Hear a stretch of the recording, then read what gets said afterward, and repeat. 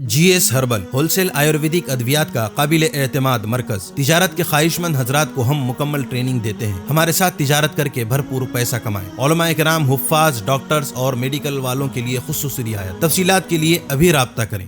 تحفظ دین کا کاروبار روا دوا روا دوا روا دوا روا دوا روا دوا تحفظ دین کا کاروبار روا دوا علماء کا ساتھ دو آؤ سب کے سب یہاں علماء کا ساتھ دو آؤ سب کے سب یہاں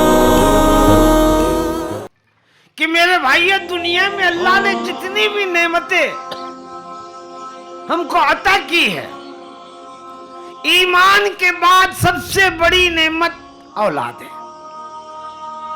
اور یہ نعمت کی قدر ان سے پوچھو جن کو اولاد نہیں ہے۔ کتنی درگاہوں پر، کتنے ڈاکٹروں پر، کتنے باباؤں کے پاس وہ جاتے ہیں، لیکن یہ یاد رکھو کہ یہ اولاد ہماری جنت بھی ہے اور دوزخ بھی ہے۔ اللہ تعالیٰ نے قرآن میں خود فرمایا، یا ایھا الذین آمنوا قوا انفسکم واہلیکم، اے ایمان والو اپنے آپ کو اور اپنے اہل و عیال کو دوزخ کی آگ سے بچاؤ۔ کہ ایسا نظام اس اندرا نگر میں بنائیے کہ ہمارے مسلمانوں کا کوئی بچہ 4 سال سے 10 سال تک یا 12 سال تک بغیر قرآن پڑھے کے نہ رہے۔ کریں گے بھی وعدہ؟ کوئی بچہ، ہمارا محلے کا کوئی گھر اور کوئی بچہ ایسا نہ ہو جو قرآن نہ جانتا ہو۔ یہ یاد رکھو کہ آج 1963 میں مکتب ہی کے متعلق بتا رہا ہوں آپ کو، حضرت مولانا منظور صاحب نعمانی رحمت اللہ علیہ نے فرمایا تھا، اے مسلمانوں، 2 چیزوں میں سے کسی ایک چیز کا انتخاب کرو، یا تو اپنے بچوں کے ارتداد پر راضی ہو جاؤ یا بچوں کو دینی تعلیم دو۔ میں اندرا نگر کے تمام مسلمانوں سے، نوجوان بھائیوں سے، میری ماں اور بہنوں سے اور تمام بزرگوں سے درخواست کرتا ہوں کہ خدا را اپنے بچوں کو علم دین سے آراستہ اور پیراستہ کرو۔ کیوں؟ آج ابھی وقت نہیں، میں آپ کو بتاؤں کہ حالات کتنے سنگین ہیں۔ آج حکومت کس طریقے سے مسلمانوں کے ایمان کو سلب کرنا چاہتی ہے۔ یہ جو نصاب اور اسکولوں کا سلیبس بنا ہے، اگر ہم نے اپنے بچوں کو مکتب میں آج دین نہیں سکھایا تو یہ لکھ کے رکھ لو کہ 15 سال کے بعد ہمارے بچے اپنے ایمان سے ہاتھ دھو بیٹھیں گے۔ لہذا اپنے بچوں کی ایمان کی حفاظت اگر کرنا ہے تو اپنے بچوں کو مکتب میں بھیجو۔ مکتب کی تعلیم فرض عین ہے۔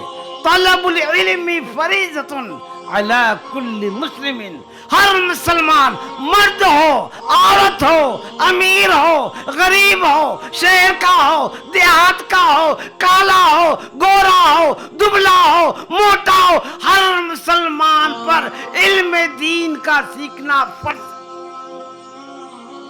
کوئی خالی نہیں سے۔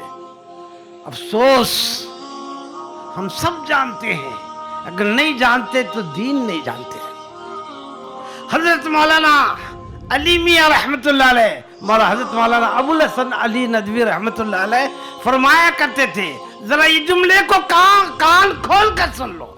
آپ نے فرمایا، اپنا بچہ اگر بیمار ہو جائے تو اس کی دوا سے زیادہ ضروری، عید کا دن ہو تو بچوں کو نئے کپڑے بنانے سے زیادہ ضروری بچوں کو مکتب کی تعلیم دینا ہے۔